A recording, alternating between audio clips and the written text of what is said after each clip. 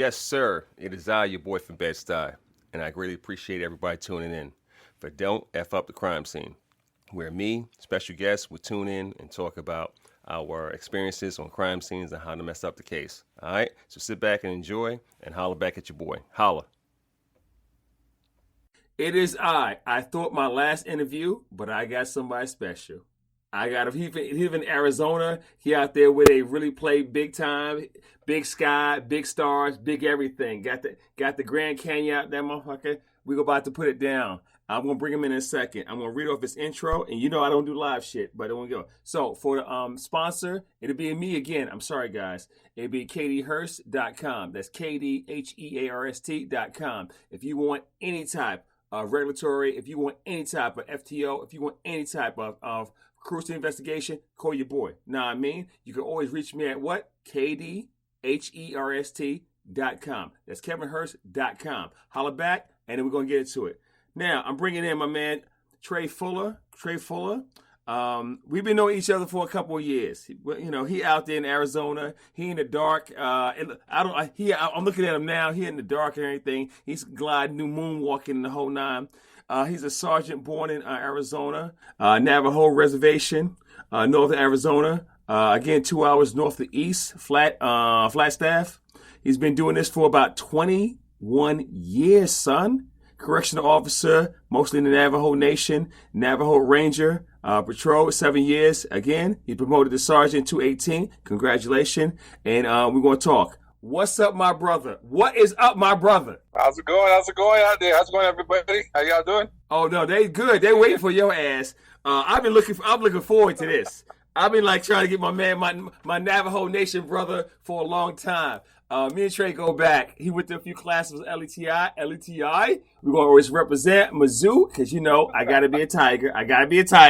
Even though I'm a dookie, I gotta be a tiger, bro. We're gonna go through the easy eights, and after that, we get into a few things with me and you. All right, and I got you. So, first question. Cool. First question. What's the best thing you like about your job? Oh, I'm out in the open, helping the community. The things we do, we protect the resources of the Navajo Nation, so that way, generations to come, my kids, my grandkids, all the way down, they get to experience and enjoy what's out here, and also the culture aspect, teaching our kids and our young ones what it means to be indigenous, what it means to be one of the First Nations on here, and that's what I love. It's just not one thing that I can really land on to say the best part of my job. It's everything. You got to be out here to experience it. You need to invite me. You don't invite your brother. You know what I'm saying? We family. You don't invite me. You know what I'm saying? I'm trying to come over here, cook a little something, hang out with your ass. Your ass taking pictures with Will Smith. Don't act like I ain't see that shit. Okay? You out there balling with Will Smith before he slapped Chris Rock. This is real shit, y'all. For my viewers, this is real shit. They got pictures on the internet, his ass and Will Smith. This motherfucker right here, okay? Bro, when you gonna invite me out, bro? I told you come out. How many times? Hey, come on out. You, Kev, everybody out. Come out. You hear him, right? All right. Now, when I go to the nation, y'all gonna be with me, cause I don't like doing live shit, but I do it. Yo, next question. Favorite movie or book? Oh boy, right now I'm reading a book called Leaders Eat Last. Ooh, it's an awesome book. It really hits on it's a lot of the I guess you could say the military mindset of 10-4 being incorporated into 10-4 being incorporated into the I guess the business aspect, and me reading the book and drawing from it. It's awesome. It's teaching you not to just be a boss, but be a leader. Leaders always train the people behind them. I don't plan to be here forever, so I'm trying to train my crew to one day take my spot. And that's what a leader does. Instead of being a boss and using your people for their gain, I want my guys to exceed and excel, to be better than me. When I'm long gone. It's a real good book. Yeah, you need to send that to me because okay. So I'm a researcher. I'm not the best reader. Only time I read when I have to research. And I had issue, and a few times I mentioned before, I was a horrible boss, and I didn't know how to become a leader. So I went to the command staff in the police department, and I got with the command staff. Outside of the chief, I got the deputy chief and a whole bunch of lieutenants, a whole bunch of majors, a whole bunch of captains, and it's like, listen, dumbass, this is what you do. They gave me a whole bunch of a lot of books, and believe it or not, there was a lot of books on what's his name, Abraham Lincoln. Believe it or not, it was a lot of fucking books, and it's structured very military oriented, stuff like that. Because I'm a UDA guy, so I never served. Okay, but I'm so ingrained in military and law enforcement that's my paradigm, and I go like this. Okay, I'm a 10-4 guy. You say something to me. My kids grew up on 10 code language, and we even talk that even now. This is the craziest thing. Okay, you know what I'm saying? You just like, and your kids be like this: 10-4, 10-4, 10-9, 10-12, and your kids know it. They like it's first. I'm sorry. When you use 10 code, it's easier because you know exactly what you're saying. They understand exactly what you're saying, and it's easier to understand. So when people be like talking on the microphone like da da da da, it's too much. You know what I'm saying? When they go on the radio, I'm like, motherfucker, 10-5, 10-12, 10-2. We done. Fuck out of here. You know what I'm saying? You know, I really appreciate you opening up and saying the difference between a leader and a boss. I have mentioned this in the last, I don't know, 4 or 5 episodes. And this is episode, let me get it right. Goddamn. 54. Goddamn, boy. I've been doing a lot today, bro. 54. I got my man Trey Fuller, Navajo Nation. He's going to put it down for me. One thing, what was your most interesting case to date? Interesting, hard, crazy. What was the best case you had so far? Oh, wow. I can't pick just one because, like I said, everything it's different every day. Right. You know that. It's different than, all that. Hold on. Let me go back to that leader part. Let me go back to that. Go ahead. My dad saw that book. My dad saw that book I was reading, and he kind of chuckled, and he just looked at me dead in the eye. He goes, "Why are you reading that?" I said, "Well, I just want to be a better, want to be a better person, better leader." And he goes, "Son, you're already a leader. That book says leaders eat last. You provide for your family. When the father provides for their family, they always put themselves last. But what they forget is when they do that to their own family, they fail to realize that their their coworkers are also family, and they need to take that same aspect, that mindset that way." And I was blown by it. I didn't even look at it that way until he said that. Wow, and I'll dig into your caveat that you just spoke on, because I'm using big words, caveat, right?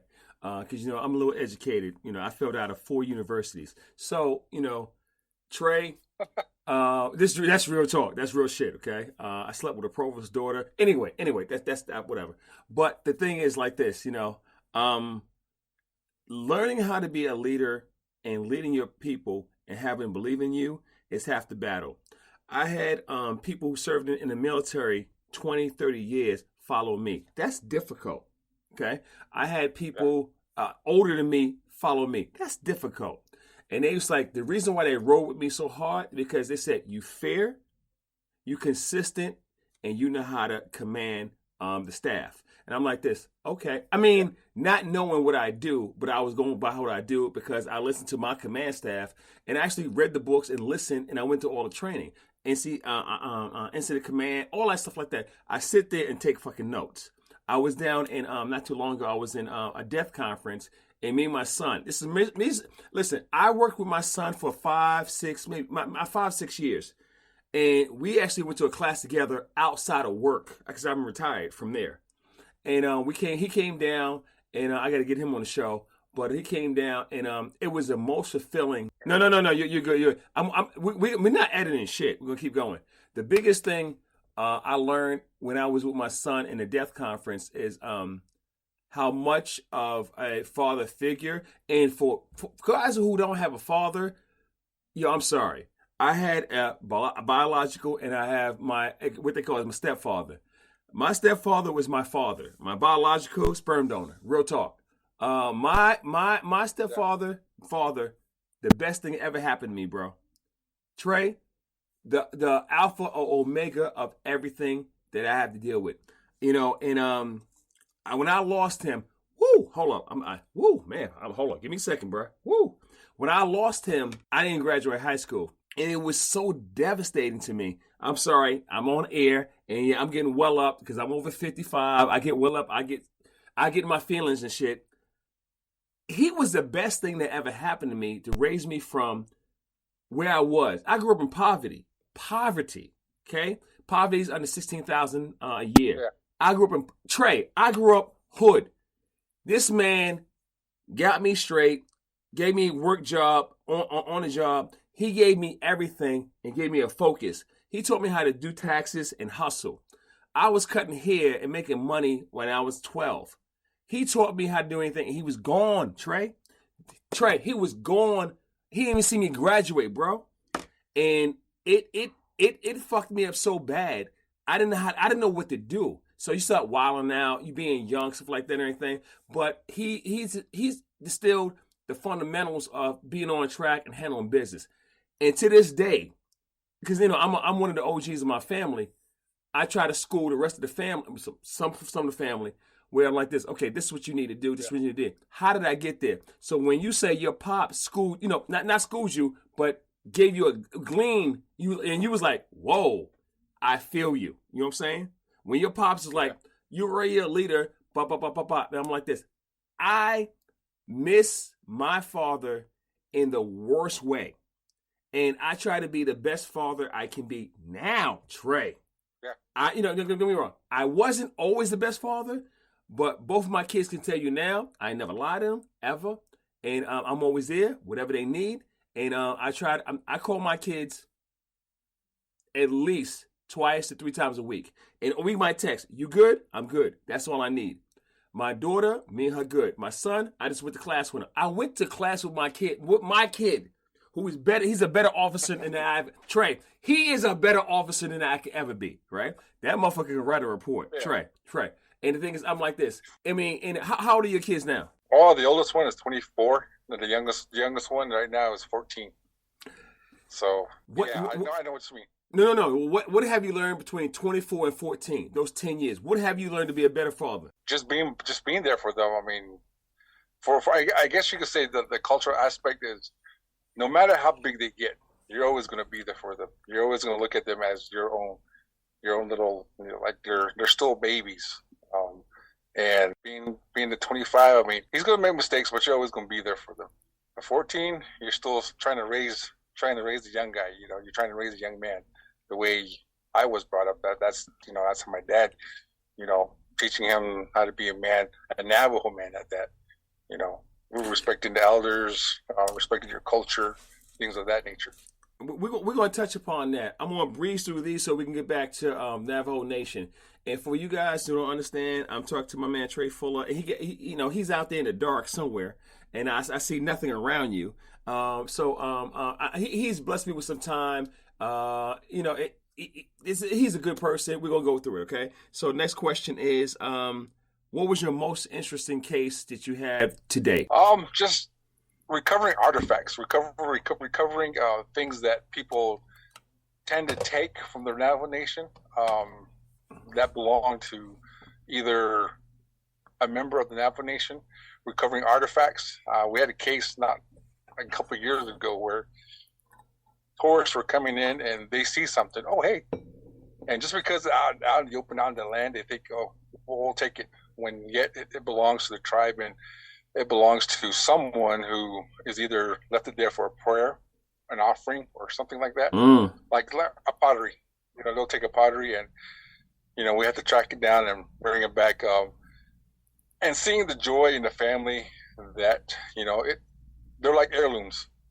They're passed down from generation to generation. They like it. The thing is, I tell you like this, and we'll speak upon that. I'm going to try to breeze through this so we can talk more Navajo. Being what they call African American or Black American like that, I don't understand. And when I come out to the reservations, I've been to two. The culture is so deep and is ingrained in you that I'm jealous. I'm actually fucking jealous of how